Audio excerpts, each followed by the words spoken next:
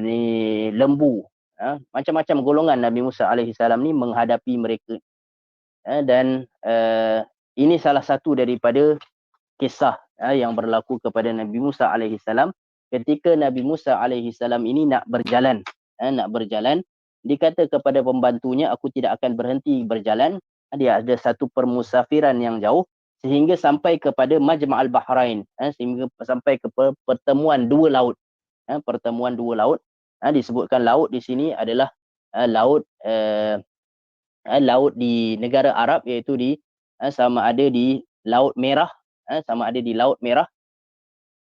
pertemuan di antara Laut Merah dengan Laut Mediterranean. Ada sebahagian yang menyebutkan begitu, pertemuan di antara dua laut.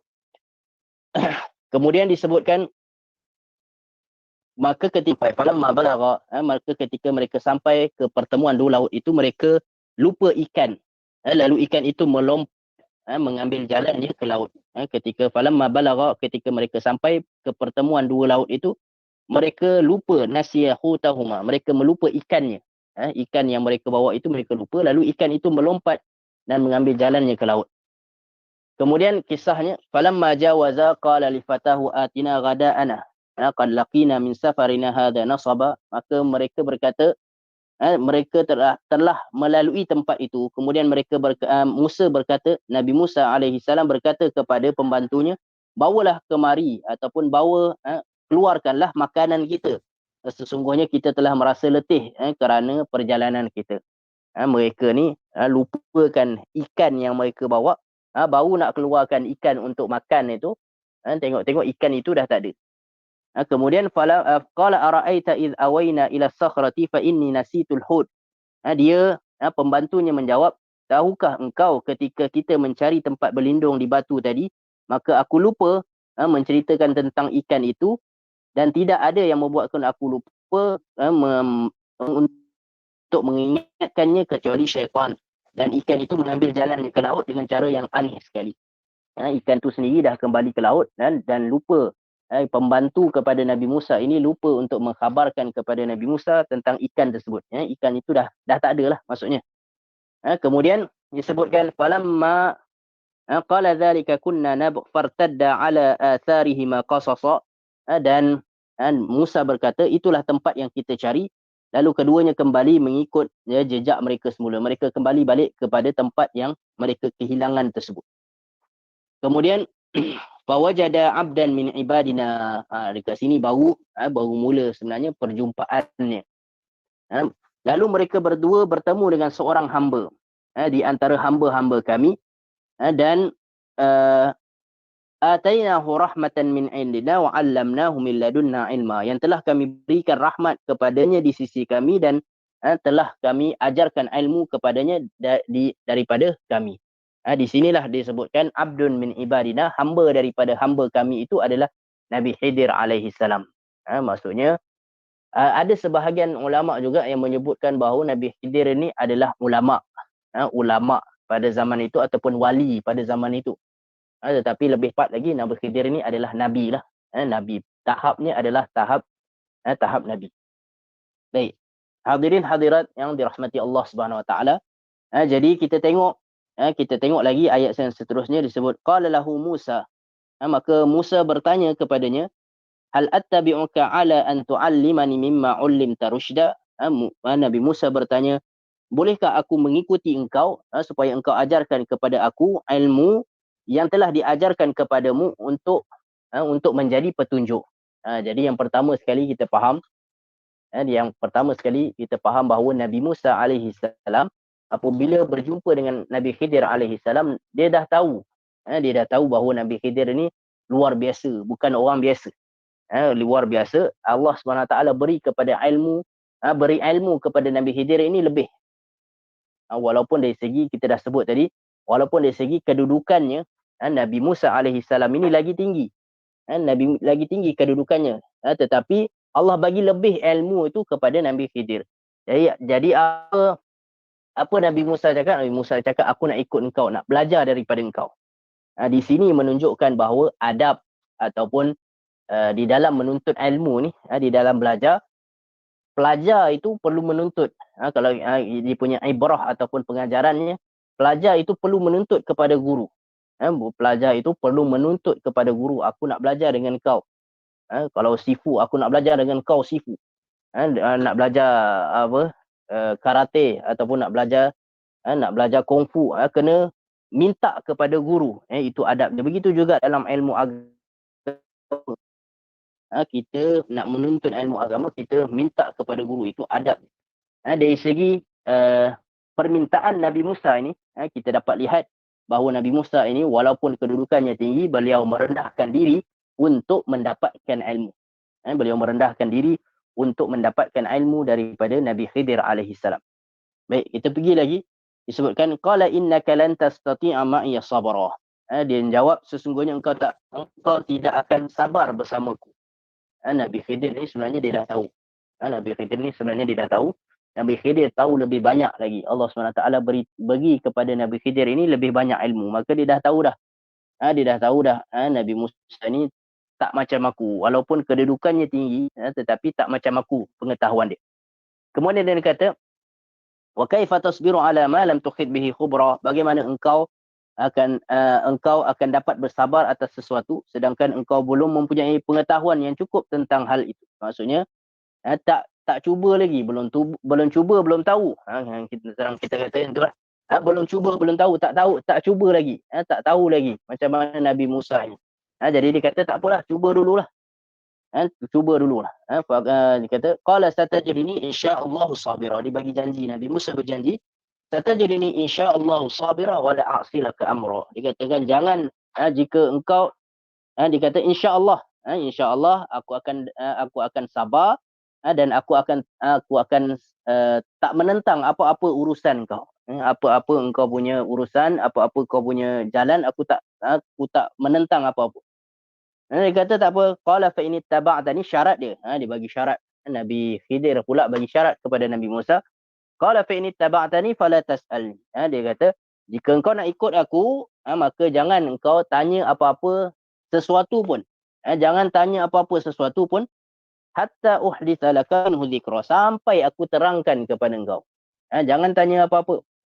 Kalau nak ikut aku boleh, tapi jangan tanya apa-apa sehingga aku terangkan sendiri. Aku ceritakan sendiri kepada engkau, baru kau tahulah. Tetapi jangan bertanya. Jangan bertanya, senyap dulu. Senyap dahulu. Jadi ini syarat yang Nabi Khidir alaihi salam letakkan kepada Nabi Musa kalau Nabi Musa nak ikut. Nabi Musa pun tak apalah. Khair, maksudnya dia bersetuju. Bersetuju untuk pergi. Fantalaqa, disebutkan fantalaqa, maka mereka berdua pun berjalan. Hatta idza raqiba fi safinati kharaqa. Yang pertama sekali sehingga sampai keduanya menaiki perahu. Kemudian Nabi Khidir alaihi salam kharaqaha, pecahkan ataupun lubangkan, rosakkan perahu tersebut.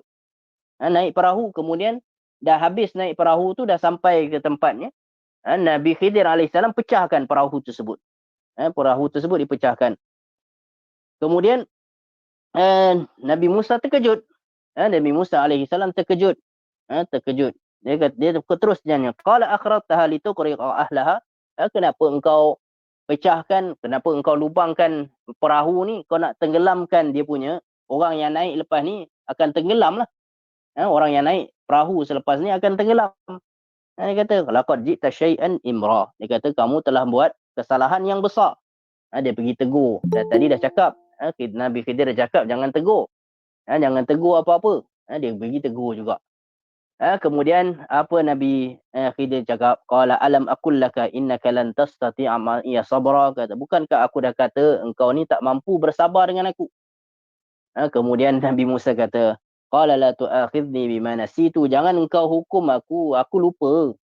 Jangan kau hukum aku lagi, aku ni lupa. Aku terlupa. Kemudian dia kata, wala turhiqni min amri usra. Dan aku tak akan membebani lagi, aku tak akan membebani engkau lagi dengan kesulitan, dengan kesusahan dan kesulitan. Tak apalah, fantalaqa. Terus dimaafkan kali pertama, terlupa. Jangan ambil kisahlah aku ni terlupa.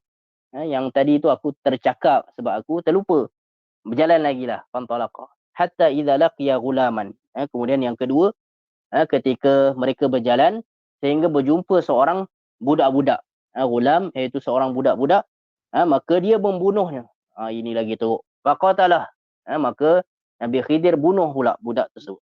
Maka Nabi Musa berkata, qala aqatalta nafsan zakiyatan bighairi nafsin, kenapa engkau bunuh satu jiwa, satu nyawa yang bersih, satu nyawa yang suci, kenapa engkau bunuh? Bukan kerana dia membunuh orang lain, dia ada bunuh orang lain ke? Tak, maksudnya kemudian laqad ji'ta syai'an nukra, kata engkau telah melakukan satu perkara yang mungkar. Bunuh orang, tiba-tiba bunuh budak, budak kanak-kanak. Lagi pelik. Lagi pelik Nabi Musa alaihi salam, kenapa pergi bunuh? Pergi bunuh budak ini. Budak ni tak bersalah apa-apa. Jadi apabila dia tanya macam tu, dah melanggar lagi syarat. Melanggar kali kedua, melanggar syarat. Kemudian dia kata, qala alam aqul laka innaka lan tastati' ma'iya sabra. Aku dah katakan kepada engkau, engkau ni tak mampu sabar dengan aku. Engkau tak mampu sabar. Maksudnya Nabi Musa ni tak tahu seperti mana yang Nabi Khidir tahu. Nabi Khidir tahu lebih. Allah SWT bagi ilmu kepada Nabi Khidir ini lebih. Jadi kali terakhir dia bagi, qala in sa'altuka an syai'in ba'daha fala tusahibni. Kemudian dikatakan Nabi Musa berkata, jika aku bertanya kepadamu tentang sesuatu setelah ini, jangan lagi engkau fala tusahibni, jangan, aku tak ikut engkau dah. Aku tak ikut engkau dah. Qad balagta min ladinni uzra. Dah cukuplah bersabar untuk menerima alasan daripada aku, cukuplah. Takat itu saja. Kalau aku tanya lagi, tak apalah. Aku tinggalkan. Fantalaqa, bagi peluang pula kali ketiga. Maka dia berjalan.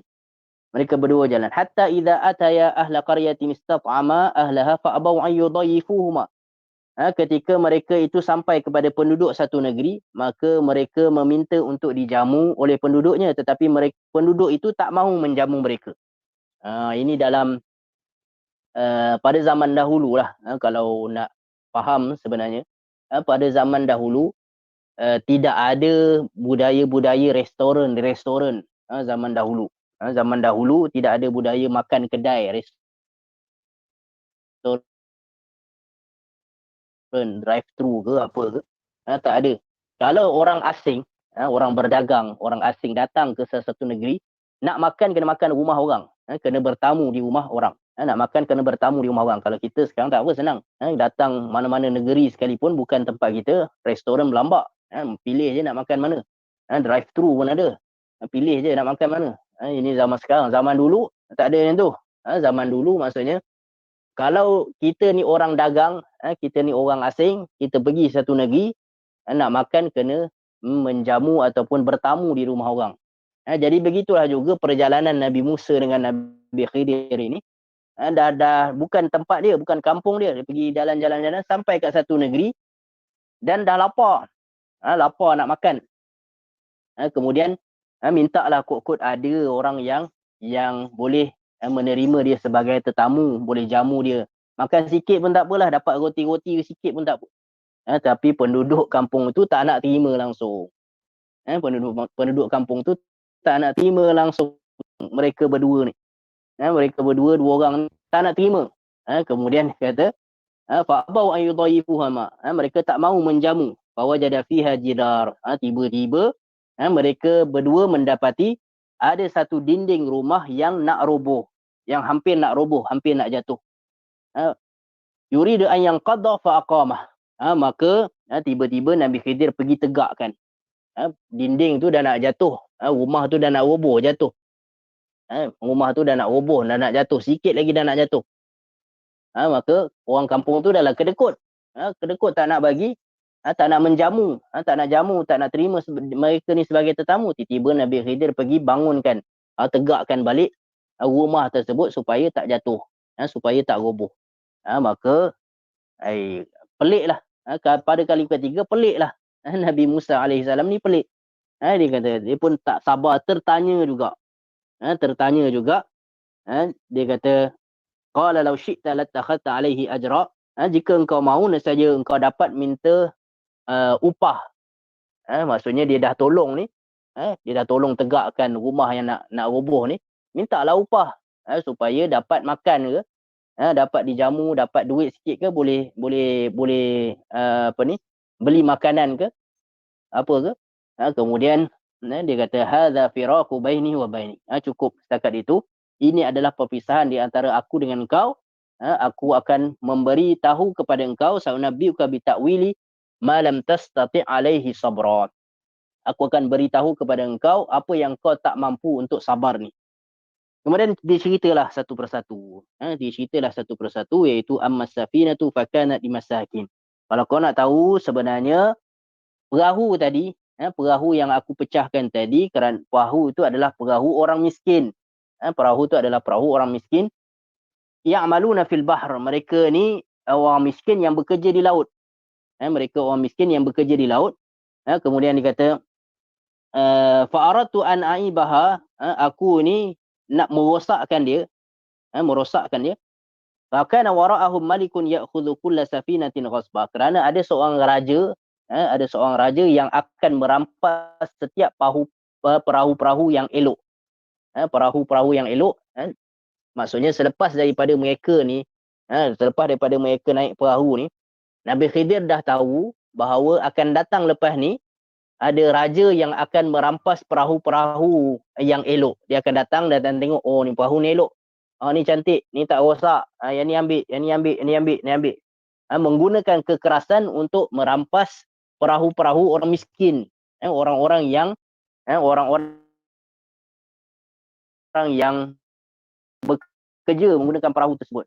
Maka Nabi Musa rosakkan sikit. Bukan rosak terus. Lubangkan sikit, rosakkan sedikit supaya bila raja tu datang, ataupun dia punya pekerja raja tersebut datang nak tengok perahu tersebut rosak. Tak apalah, tak jadilah ambil. Selamatlah perahu tersebut.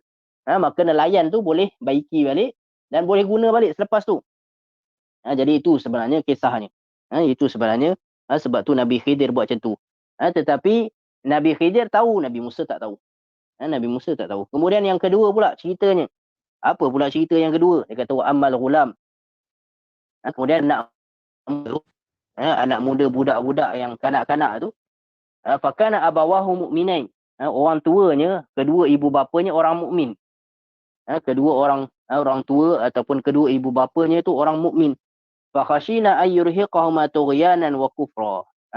Kami khawatir, kami rasa takut kerana kami rasa takut kalau dia memaksa kedua orang tuanya itu kepada kesesatan dan kekafiran.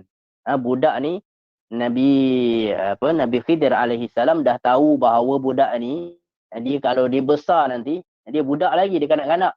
Dia besar nanti dia akan memaksa kedua ibu bapanya kepada kesesatan dan kekafiran. Padahal mak bapaknya ini adalah orang mukmin, orang beriman, orang Islam. Tetapi Nabi Khidir dah tahu bahawa nanti dia besar dia akan memudaratkan kedua bapanya. Maka Allah SWT sebenarnya yang perintahkan untuk bunuh. Allah SWT perintahkan kepada Nabi Khidir alaihissalam untuk bunuh. Jadi Nabi Khidir buat je apa yang Allah SWT suruh. Tak ada masalah. Maksudnya tidak bersalah lah. Nabi Khidir tak bersalah. Walaupun bunuh, tetapi tidak bersalah kerana Allah SWT yang perintahkan supaya budak ni dia tak membesar. Kalau dia membesar, dia akan membunuh ibu bapanya yang beriman. Dia akan menyuruh ibu bapa yang beriman itu masuk, yang beriman itu meninggalkan agama. Keluar daripada Islam. Baik, itu yang kedua. Yang ketiga, apa dia cerita pula? Yang ketiga, dia katakan wa ammal jidar, berkenaan dengan dinding tadi, berkenaan dengan dinding itu. Fakana li ghulamaini yatimain. Rumah itu sebenarnya adalah rumah anak yatim. Rumah anak yatim di kota, di negeri tersebut. Wa kana tahtahu kanzul lahuma. Ada tersimpan di bawah rumah tersebut ada kanz, ada harta. Ada harta yang ditinggalkan. Wa kana abuhuma salihah. Kedua ayah mereka itu adalah orang saleh. Ayah anak yatim itu adalah orang saleh. Wa kana abuhuma salih fa arada an yablugha ashuddahuma. Maka Allah Subhanahu Wa Taala menghendaki kedua-dua anak yatim itu dewasa. Wa yastakhrija kanzahuma rahmatan min rabbik, dan mengeluarkan simpanan itu sebagai rahmat daripada Tuhan. Wa ma fa'altuhu al-amri, aku perbuat ini bukan kerana kemahuan aku, dzalika ta'wilu ma lam tastati' alaihi sabra. Itu adalah keterangan aku terhadap apa yang engkau tak mampu sabar tadi. Maknanya apa yang Nabi Khidir alaihi salam buat itu sebenarnya adalah daripada perintah Allah Subhanahu wa taala. Bukan daripada kemahuan Nabi Khidir sendiri. Habis di situ berkenaan dengan kisah Nabi Musa dan Nabi Khidir. Daripada itu masuk kepada kisah Zulkarnain. Itu bab lainlah, bab daripada kekuasaan, bab kekuasaan. Baik. Jadi kita faham di situ cerita pertama sekali kita dah fahamlah apa ceritanya. Kita dah faham apa ceritanya. Ceritanya begitulah, Nabi Musa dan Nabi Khidir ini berjalan satu perjalanan yang jauh, melalui perjalanan-perjalanan. Yang pertama ibrah ataupun yang pertama pengajaran yang kita dapat ambil tadi, iaitu yang pertama yang kita dah sebutkan tadi, apabila seseorang itu nak menuntut, adabnya ataupun cara yang terbaiknya adalah mengikut bagaimana cara Nabi Musa alaihi salam menuntut kepada Nabi Khidir. Nabi Musa alaihi salam menuntut kepada Nabi Khidir, dia menuntut kepada guru. Pada zaman sekarang banyak berubah keadaan, guru yang menuntut kepada murid, guru yang memaksa, yang suruh datanglah kelas, belajarlah, guru yang menuntut kepada murid. Itu dah terbalik, dari segi adabnya dah terbalik. Maka perlu ubah perkara tersebut. Baik. Kemudian yang kedua adalah sifat rendah diri. Yang kedua ibrah ataupun pengajaran yang boleh kita ambil, iaitu sifat rendah diri Nabi Musa alaihi salam. Walaupun Nabi Musa ni sebenarnya dia tahu diri dia ni di sisi Allah SWT lagi tinggi, kedudukannya lagi tinggi. Dia ni adalah Rasul Ulul Azmi. Nabi Khidir tu Nabi biasa.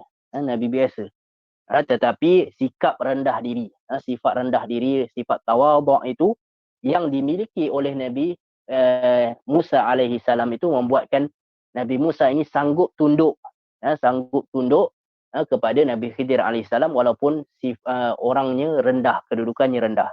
Jadi kita boleh ambil contoh. Walaupun contohnya kita ada pangkat, kita ada jawatan, jadikan diri kita tu rendah. Pangkat ataupun jawatan tu sebenarnya di sisi manusia saja. Diri kita tu tawadhu', diri kita itu rendah diri, supaya kita tidak membongkak, tidak menyombong. Kita kata aku ni tinggi dah, aku ni dah tahap menteri, aku ni dah tahap menteri, takkanlah aku nak turun dekat tempat-tempat biasa. Takkanlah aku nak turun dekat nak tolong rakyat biasa. Aku ni tahap-tahap VIP boleh lah. Jadi kadang-kadang ada setengah orang yang apabila dia tahu kedudukan dia tinggi, memang Allah bagi dia punya kedudukan tinggi dia pada jawatan. Memang jawatan dia tu memang dia punya jawatan, kedudukan tu kedudukan dia. Tetapi dalam hati itu perlu kita kata apa, hati berjiwa rakyat lah. Perlu berjiwa rakyat. Jangan berjiwa walaupun dia pemimpin, tetapi jangan dia berjiwa pemimpin. Dia duduk tinggi, turun kepada masyarakat, turun bagi bantuan, jangan dia duduk di atas, dia suruhkan orang bawah je. Kau buatlah, kau buat tu, kau buat ni. Dia tak pernah turun. Bantu rakyat, bantu masyarakat kawasan setempat, tak turun tak. Kalau nak rendahkan hati, sebenarnya kita sendiri kena turun. Kita sendiri walaupun maksudnya kita sendiri yang turun untuk bagi bantuan ke, untuk tengok keadaan orang ditimpa bencana ke, orang ditimpa ujian ke, orang sakit ke, orang insiden ke, berziarah orang sakit ke, biar kita sendiri yang turun, supaya datang rasa rendah diri tu, rasa tawadhu' itu datang rasa rendah diri tu, supaya kita tak biasa dengan kita meninggi diri. Baik. Hadirin hadirat yang dirahmati Allah SWT. Jadi itu poin yang kedua. Kemudian poin yang ketiga, kita faham poin yang ketiga yang berkait dengan ujian ilmu. Yang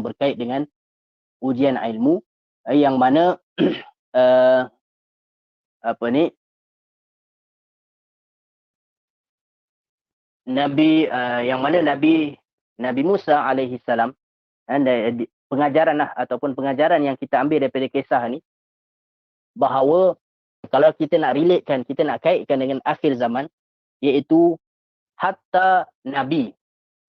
Walaupun Nabi Musa alaihissalam itu seorang Nabi, seorang Rasul, Nabi Musa alaihissalam ini tetap mencari pembimbing ataupun mencari guru. Maka lebih-lebih lagi kita, di akhir zaman ini, maknanya kita memerlukan guru. Kita memerlukan pembimbing. Jadi di zaman kita sekarang, ramai orang yang tidak ambil kisah.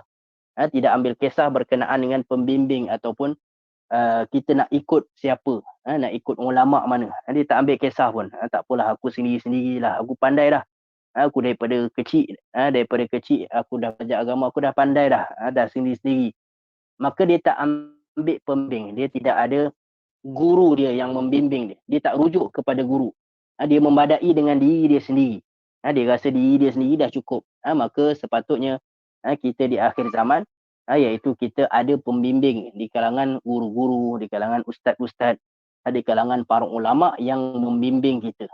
Maka ini juga antara poin ataupun ibrah yang kita boleh ambil, iaitu untuk selamat di akhir zaman. Maksudnya Nabi Musa alaihissalam nak berjalan tu atas dunia.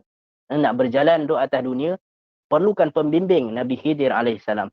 Lebih-lebih lagi kita di akhir zaman nak berjalan itu, nak berjalan atas dunia yang penuh dengan kerosakan, yang penuh dengan kezaliman, yang penuh dengan fitnah, yang penuh ujian itu, ujian ini, ujian itu, ujian ini, maka lebih penting, lebih perlu untuk kita ada panduan.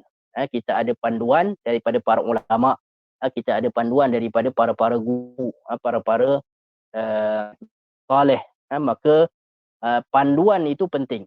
Panduan itu penting supaya kita tak tersesat dengan diri kita sendiri. Apa yang berlaku kepada dunia akhir zaman, orang hilang kepercayaan kepada para ulama. Orang hilang kepercayaan kepada para ulama.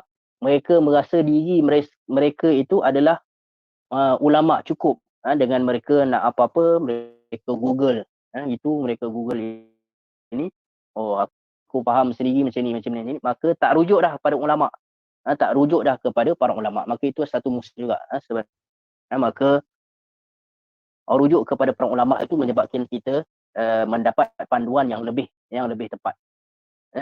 Jadi itu yang ketiga. Kemudian yang keempat, apa yang penting kepada kita supaya kita tak tertipu dengan dunia. Kita tak tertipu dengan dunia yang berada di sekitar kita, tidak tertipu dengan dunia yang berada di sekitar kita, dan tak tertipu dengan ilmu yang berada dengan ilmu yang kita miliki. Tidak tertipu dengan ilmu yang kita miliki. Kadang-kala kita dah jadi pakar. Kadang-kala kita dah jadi pakar di dalam satu bidang. Kita pakar bidang apa contohnya? Kita pakar bidang agama sekalipun. Pakar bidang agama, kita dah rasa diri kita itu hebat. Kita dah rasa diri kita itu hebat. Maka kita tak rujuk dah kepada orang lain. Itu pun satu musibah. Sepatutnya ada rujukan daripada orang yang lebih tinggi, orang yang lebih pakar. Begitu juga di bidang-bidang lain sekalipun. Dalam bidang lain sekalipun, walau kita dah rasa kita pakar, pakar perubatan contohnya, pakar ekonomi, pakar ni, bukan bermaksud kita tak perlukan bincang, tidak perlu berbincang, tidak perlu bertanya pendapat orang lain. Perlu untuk bertanya pendapat, untuk kita berbincang, bermesyuarat, bertukar pendapat, supaya kita tidak merasa sombong dengan ilmu. Kita rasa ilmu kita tu, aku dah pakai kepala aku je lah. Tak payah pakai kepala orang lain. Pakai kepala aku saja. Tak, kita digalakkan untuk kita berbincang, kita bertanya, kita bermesyuarat. Semua tu sebenarnya untuk melatih diri kita. Semua tu untuk melatih diri kita supaya kita tak tertipu dengan diri kita sendiri. Sebab apa? Sebab kadang-kadang syaitan ini dia cuba untuk merosakkan kita dengan fitnah ilmu ni lah. Dia merosakkan kita dengan fitnah ilmu ini, iaitu dia datangkan di dalam fikiran kita, datangkan dalam hati kita, datangkan dalam hati kita bahawa kita ni dah pakar, cukup lah. Aku ni dah pakar, aku ni dah alim. Cukup dengan diri aku sendiri. Aku tak perlukan orang lain. Tak perlukan pembimbing, aku tak perlukan rujukan daripada orang lain. Cukup dengan diri aku. Itu kadang-kadang mainan syaitan. Itu kadang-kadang itu adalah mainan syaitan. Jadi sepatutnya kita ada dengan pakar-pakar yang lain supaya kita tunduk diri kita itu tidak terlalu tinggi. Kita tunduk diri kita itu, kita merendahkan diri kepada Allah Subhanahu Wa Taala. Secara hakikatnya kita merendahkan diri kepada Allah Subhanahu Wa Taala. Baik. Begitu juga antara pengajaran yang kita boleh ambil adalah kita mendekatkan diri dengan orang-orang soleh. Kita mendekatkan diri dengan orang-orang yang soleh. Bukan saja orang beza antara alim dan soleh. Kena beza antara alim dan soleh. Iaitu kalau alim ni orang ulama lah. Orang ulama. Orang soleh ni dia tak semestinya alim. Orang soleh ni adalah orang-orang yang baik, orang-orang yang banyak beribadat, orang-orang dekat dengan Allah Subhanahu Taala, kita panggil orang yang soleh. Boleh jadi orang alim tu orang soleh. Dua-dua sekali, dia ada dua-dua sifat. Dia ada alim dan soleh. Dan boleh jadi orang tu alim tapi tak soleh. Boleh jadi orang tu soleh tapi tak alim. Macam tu. Alim ni dari segi ilmu lah. Kalau dari agama, maksudnya dari segi ilmunya. Dia adalah orang yang alim dari segi ilmu. Orang yang soleh ni adalah orang-orang yang banyak beribadah, orang-orang yang dekat dengan Allah Subhanahu Wa Taala, orang yang doa dia mustajab. Kita minta doa kepada dia antara doa-doa dia adalah orang-orang yang mustajab doanya. Maka dekatkan diri dengan orang soleh. Bagaimana kisah yang kita ceritakan tadi, kisah Nabi Musa alaihi salam mendekatkan diri kepada Nabi Khidir alaihi salam dipanggil sebagai sohbah, bersahabat.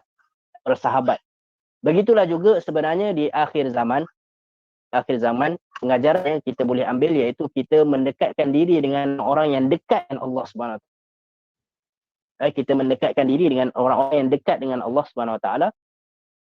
Itu kita mengambil motiv ataupun mengambil semangat daripada orang-orang yang banyak beramal, orang-orang yang banyak qiyamul lail, banyak berzikir, banyak menghafal Al-Quran. Kebanyakan daripada mereka, doa mereka ni mustajab. Mereka mustajab. Maka selain daripada kita ziarah-ziarah, contohnya kita ziarah kebajikan, bagi bantuan apa semua, sebenarnya kita selitkan iaitu ziarah kepada para ulama ataupun ziarah kepada orang soleh. Ambil nasihat daripada mereka, ambil doa daripada mereka. Ini sebenarnya kalau zaman dahulu banyak orang amalkan benda ni kepada orang-orang soleh. Tempat kita kepada orang alim ulama, tempat kita ambil rujukan. Ini semua adalah mendatangkan kekatan dan mendapatkan panduan daripada orang soleh, ataupun dipanggil bahasa Arab bersuhbah.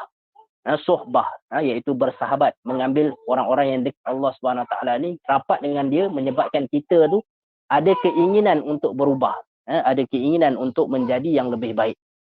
Jadi itu adalah ibrah ataupun pengajaran yang kita boleh ambil.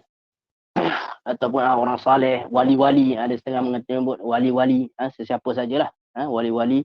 Kalau kita nak Nabi memang tak adalah lah. Nabi dan Rasul itu kalau kita nak ambil sohbah ataupun nak bersahabat dengan Nabi ataupun bersahabat dengan Rasul, memang dah tak ada. Yang ada adalah orang-orang saleh. Orang-orang saleh, orang yang dekat dengan Allah SWT dan juga para ulama. Maka sangat perlu dan sangat penting di akhir zaman ini kita mendekatkan diri dengan orang-orang saleh, para awliya, para wali, para ulama, supaya kita mendapat panduan, mendapat doa daripada mereka. Itu adalah salah satu daripada ibrah, salah satu daripada pengajaran yang boleh kita ambil daripada kisah Nabi Khidir dan Nabi Musa alaihi salam, yang mana mereka ini mengambil sohbah, iaitu kebersamaan mereka itu di dalam perjalanan mendapat panduan, mendapat petunjuk daripada Allah Subhanahu Wa Taala. Baik, hadirin hadirat yang dirahmati Allah Subhanahu Wa Taala.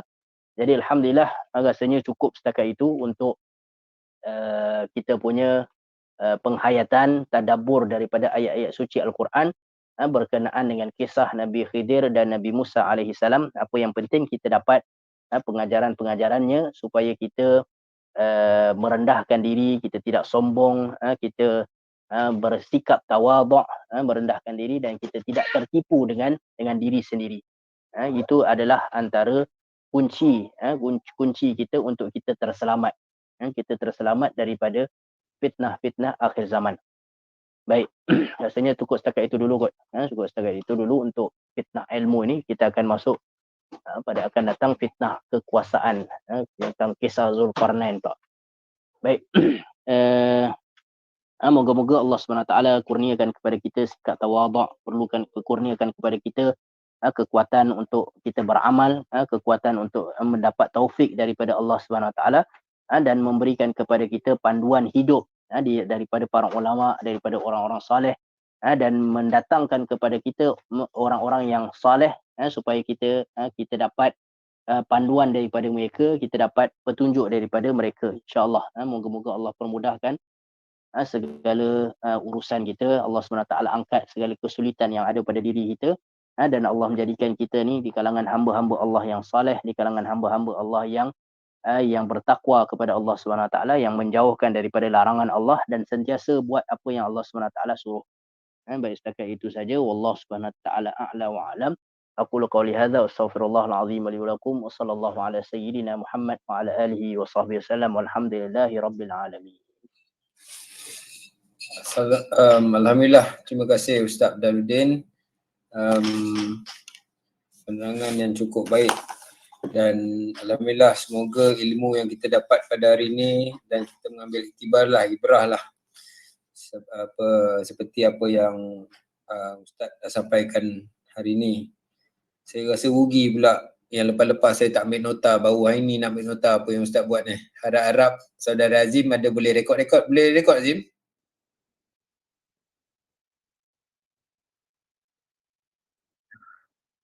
Okey, baik, tak apa. Nantilah ada ni, mungkin insyaAllah kalau ada rekod tu kita boleh kongsikan lagi dengan ahli-ahli kita yang lain yang tak dapat bersama kan, supaya ilmu ni dapat disampaikan. InsyaAllah, terima kasih Ustaz, dan insyaAllah esok minggu depan lah untuk fitnah kuasa ni. Fitnah kuasa hari dan masa yang sama lah insyaAllah. Sebelum tu saudara Azim ada apa-apa nak cakap?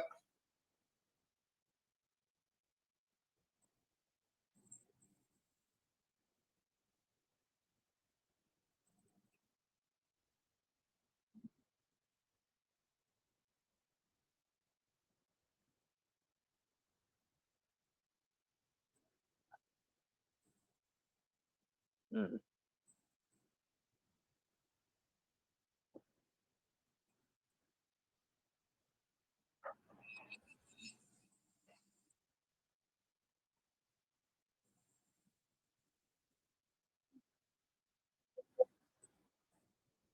Hmm. Hmm.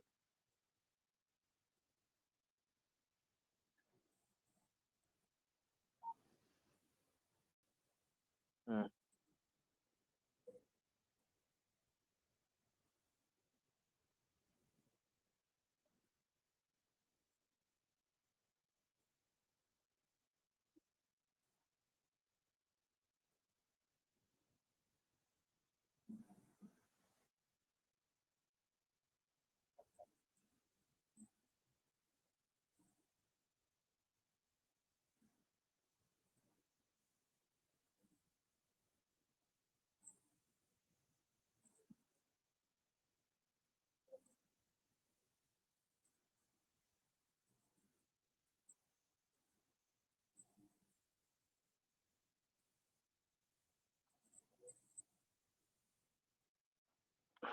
Baik. Kelebihan surah ni, kelebihan surah ni ada yang daripada hadis lah, ada yang daripada hadis. Jadi kalau berkenaan dengan benda-benda yang gaib, benda-benda yang maksudnya kita tak nampak, seperti cahaya yang Allah SWT berikan macam yang disebut tadi lah, cahaya yang Allah SWT berikan di antara bainal Jum'atain, di antara dua Jumaat, daripada Jumaat hari ini sampai Jumaat yang akan datang. Dia tu maksudnya antara dua Jumaat. Dan dalam riwayat yang lain juga hadis disebutkan bahawa adha'a lahu min daripada tempat, akan diberi cahaya daripada tempat dibaca sehingga ke Makkah Al-Mukarramah. Itu cahaya yang Allah SWT berikan. Maksudnya cahaya tu tak nampak. Tak nampak di mata kita. Benda tu macam benda yang tersembunyi, benda yang gaib. Tetapi Nabi kata Allah bagi cahaya tu. Maksudnya adalah. Cahaya tu wujud. Tetapi walaupun kita tak nampak, ada. Maksudnya berkenaan dengan cahaya-cahaya apa semua tu, cahaya di antara dua Jumaat, itu semua perkara yang kita tak nampak, tapi Nabi bagi tahu, maksudnya betul lah. Betul ada. Jadi itu adalah fadilat-fadilat lah, kelebihan-kelebihan berkenaan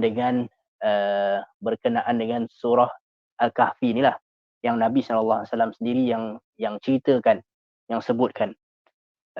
Antara lain yang Nabi sebutkan adalah yang kita pernah sebutkan juga, iaitu terpelihara daripada fitnah Dajjal, terpelihara daripada fitnah akhir zaman. Itu semua sebenarnya memberi semangat kepada kita supaya kita, apabila kita tahu susahnya akhir zaman itu ataupun banyaknya ujian akhir zaman itu, maka kita kena sedia benteng lah. Kena sedia benteng. Kalau kita tahu contohnya peperangan akan berlaku dahsyat, orang akan serang Malaysia contohnya, maka persiapan kita tu kena kuat lah. Kalau kita kata ada negara Korea Selatan ke Korea Utara ke nak serang Malaysia, maka persiapan kita tu kena kuat, kena kental betul-betul. Begitulah juga apabila kita tahu dahsyatnya fitnah akhir zaman, maka persiapan kita tu kena kuat jugalah. Seperti mana Nabi sebutkan, maksudnya antara persiapannya adalah dengan kita amalkan surah Al-Kahfi. Jadi itu yang Nabi ceritakan. Itu yang Nabi ceritakan. Adapun kalau cerita-cerita orang ataupun cerita-cerita orang yang amalkan pun ada juga. Kadang-kadang boleh kita ceritakan untuk kita ambil pedoman lah, untuk kita ambil pedoman, iaitu para ulama. Para ulama, mereka ini kebanyakan mereka memang amalkan lah, memang amalkan baca surah Al-Kahfi daripada awal sehingga akhir. Bukan baca awal akhir saja, maksudnya mereka amalkan semua daripada awal hingga akhir. Di antara hikmah ataupun di antara kelebihan yang mereka dapat, kelebihan orang-orang yang mengamalkan surah Al-Kahfi ini, mereka kebanyakannya mendapat husnul khatimah. Kebanyakannya walaupun mereka tak sempat zaman Dajjal, zaman akhir zaman, mereka meninggal dulu, mereka dapat husnul khatimah. Mereka dapat husnul khatimah dengan berkat mereka ini mengamalkan surah Al-Kahfi.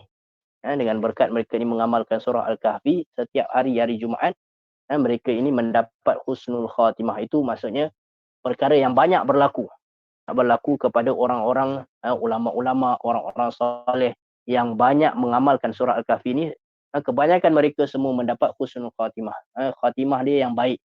Dia punya penghujung dia tu baik. Ada yang meninggal dalam sujud, ada yang meninggal tengah solat, ada yang meninggal tengah baca Al-Quran, ada yang meninggal dalam majlis ilmu, ada yang meninggal di masjid.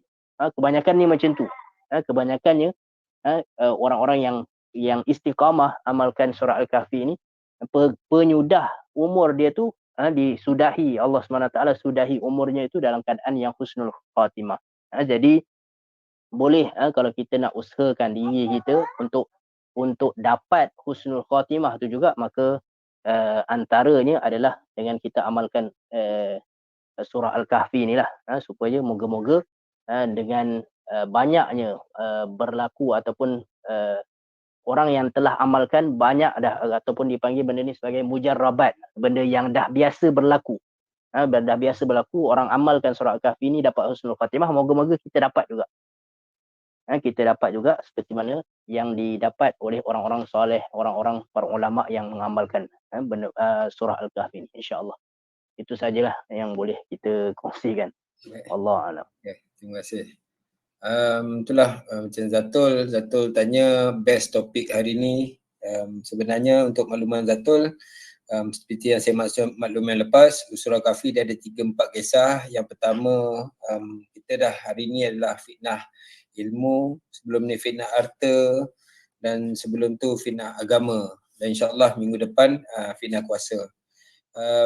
Itulah alhamdulillah lah. Dengan ini saya rasa kita tamatkan majlis kita pada malam ini dengan tasbih kafarah dan selawat.